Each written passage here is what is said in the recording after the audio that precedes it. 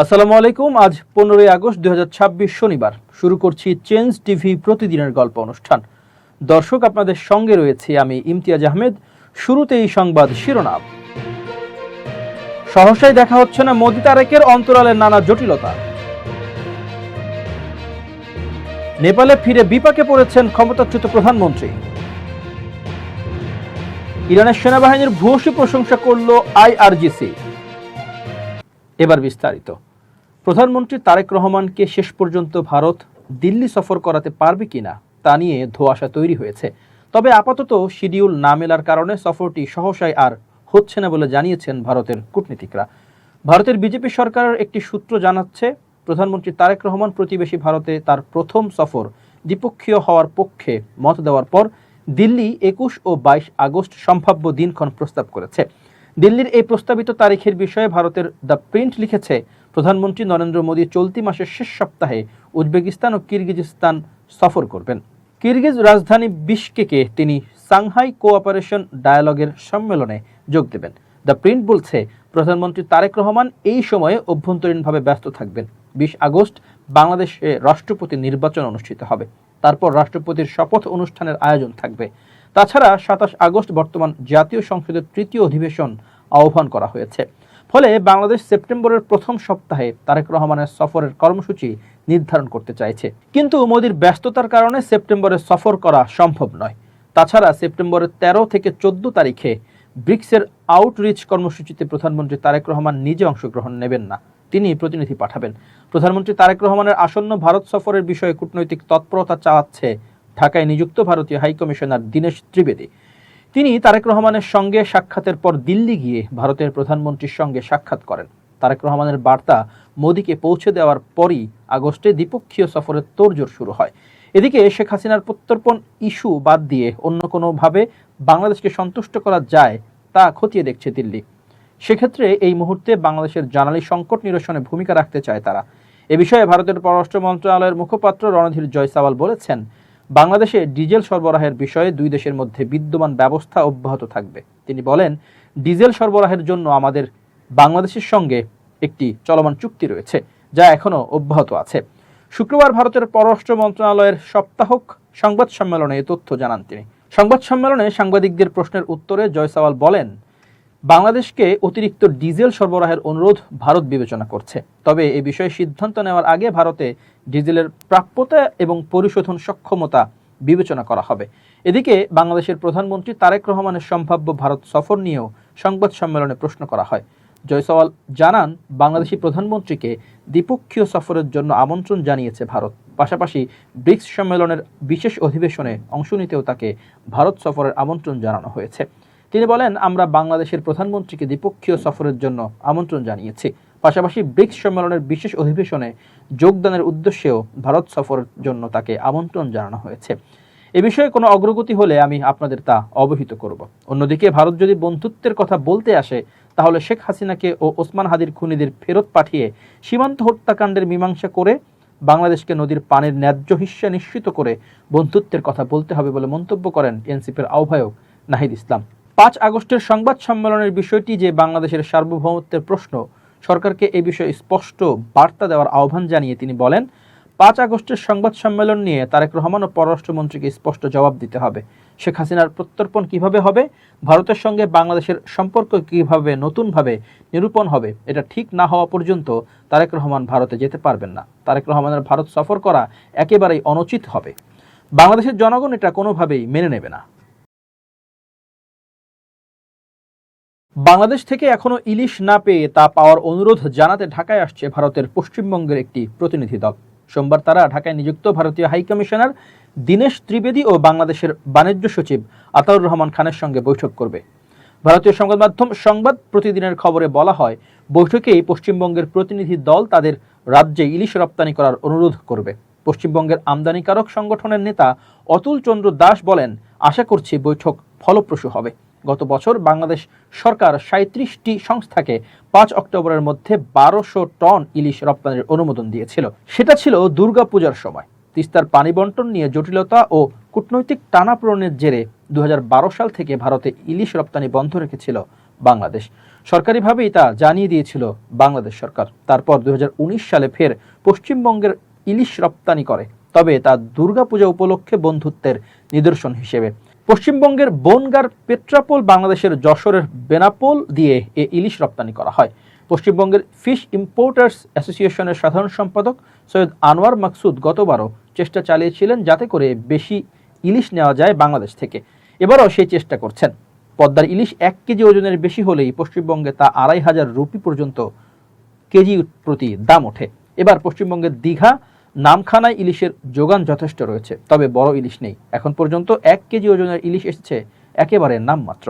দক্ষিণ 24 পরগনার বাসিন্দা পশ্চিমবঙ্গ ফিশ ট্রেডার্স ও ট্রলার মালিকদের সংগঠনের নেতা বিজন মাইতি বলেছেন, গত 5-6 দিন খুব ভালো ইলিশ উঠেছে, তবে আবহাওয়া খারাপ থাকায় বৃহস্পতিবার থেকে শনিবার পর্যন্ত সমুদ্রে যাওয়া নিষেধাজ্ঞা রয়েছে।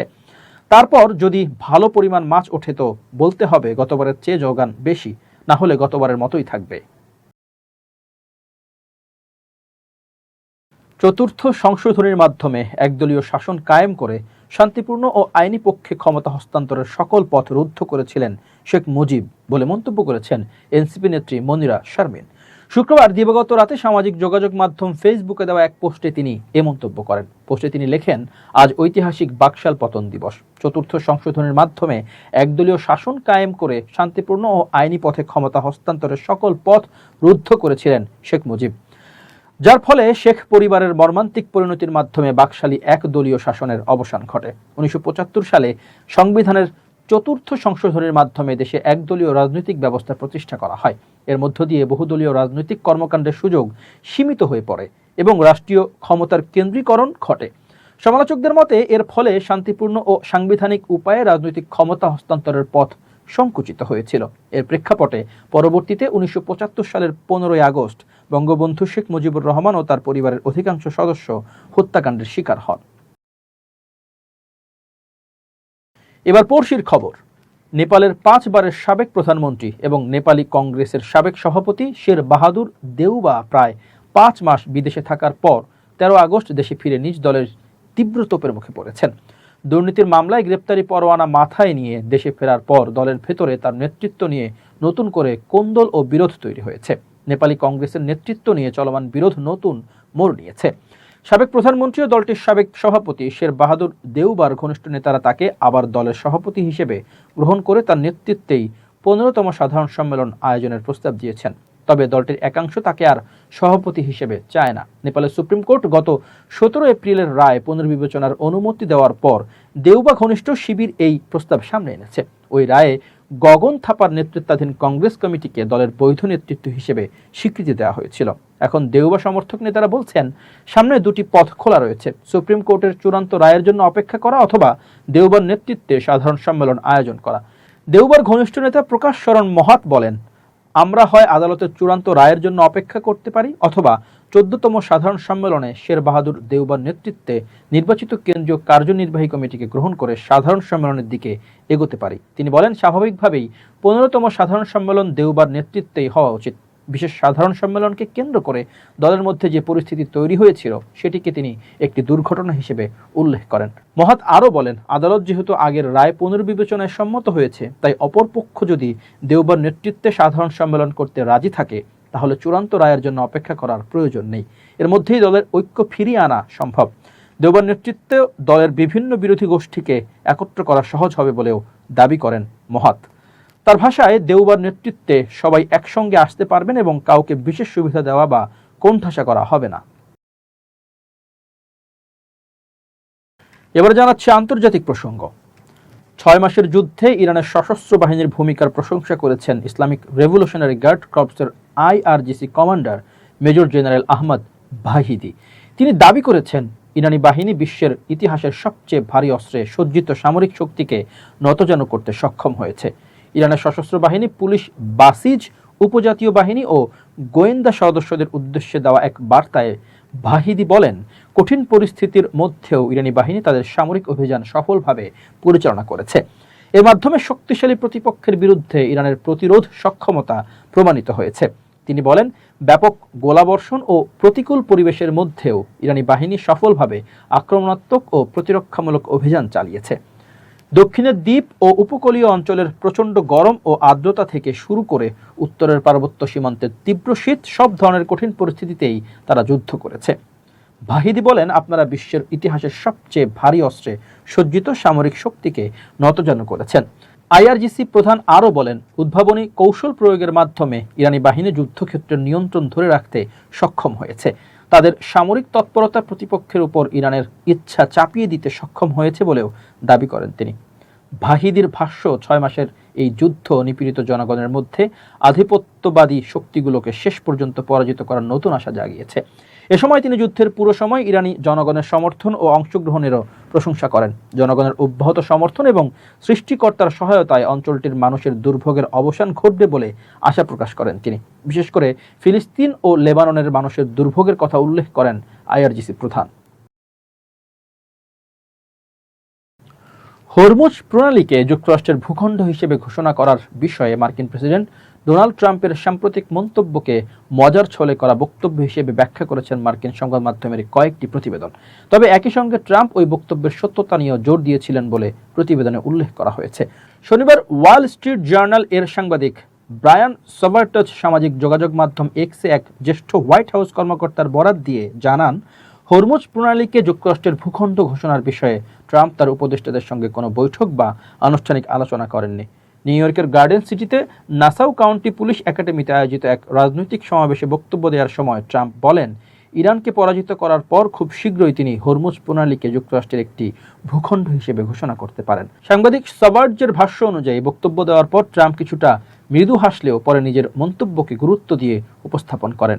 একই সমাবেশে ট্রাম্প দাবি করেন, হরমুজ প্রণালী বর্তমানে যুক্তরাষ্ট্রের নিয়ন্ত্রণে রয়েছে এবং ওয়াশিংটনের অনুমতি ছাড়া কোনো জাহাজ এই জলপথ দিয়ে চলাচল করতে পারছে না। তবে ট্রাম্পের এই দাবি প্রত্যাখ্যান করেছে ইরান। ইরানি সামরিক কর্মকর্তারা এবং মার্কিন সামরিক বাহিনীর মধ্যপ্রাচ্য ভিত্তিক কমান্ড সেন্ট্রাল কমান্ড সেন্টকম এ ধরনের দাবিকে ভিত্তিহীন ও বানোয়াট বলে অভিহিত করেছেন।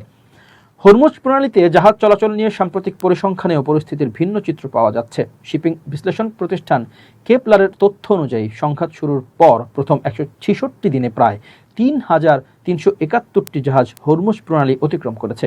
এই সংখ্যা যুদ্ধ শুরুর আগের স্বাভাবিক সময়ের জাহাজ চলাচলের মাত্র প্রায় 20%।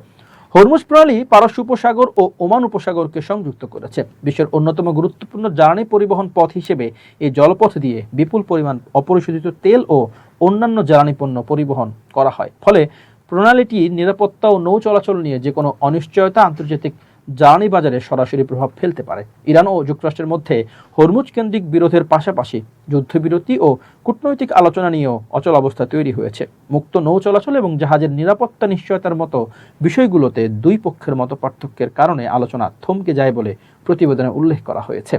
এরপর জুলাইয়ের দ্বিতীয়ার্ধে দুই দেশের মধ্যে হামলা ও পাল্টা হামলার ঘটনা পরিস্থিতিকে আরও জটিল করে তোলে। হরমুজ প্রণালীর নিয়ন্ত্রণ নিয়ে ওয়াশিংটন ও তেহরানের পাল্টাপাল্টি অবস্থানও আঞ্চলিক উত্তেজনা বাড়িয়েছে। বিশ্লেষকদের মতে হরমুজ প্রণালীকে কোনো দেশের ভূখণ্ড হিসেবে একতরফাভাবে ঘোষণা করার দাবি আন্তর্জাতিক আইন, সমুদ্রসীমা ও নৌ চলাচলের স্বাধীনতা নিয়ে বড় ধরনের প্রশ্ন তৈরি করতে পারে। তাই ট্রাম্পের বক্তব্যটি বাস্তব নীতিগত সিদ্ধান্ত নাকি রাজনৈতিক বক্তব্য তা নিয়ে আন্তর্জাতিক পর্যায়ে আগ্রহ তৈরি হয়েছে। প্রিয় দর্শক, শেষ করছি চেঞ্জ টিভির প্রতিদিনের গল্প অনুষ্ঠান। changetv.press বাংলাদেশের ইউটিউব জার্নালিজমের অগ্রদূত। ভিজিট করুন এর ওয়েবসাইট www.changetv.press, youtube.com/changetvpress এবং সাবস্ক্রাইব করুন চ্যানেলটি। নিয়মিত লাইক, কমেন্ট ও শেয়ার করে আপডেট রাখুন নিজেকে। ভালো থাকুন, নিরাপদে থাকুন, শুভেচ্ছা নিরন্তর। changetv.press, এক ফোঁটা হলুদও নেই।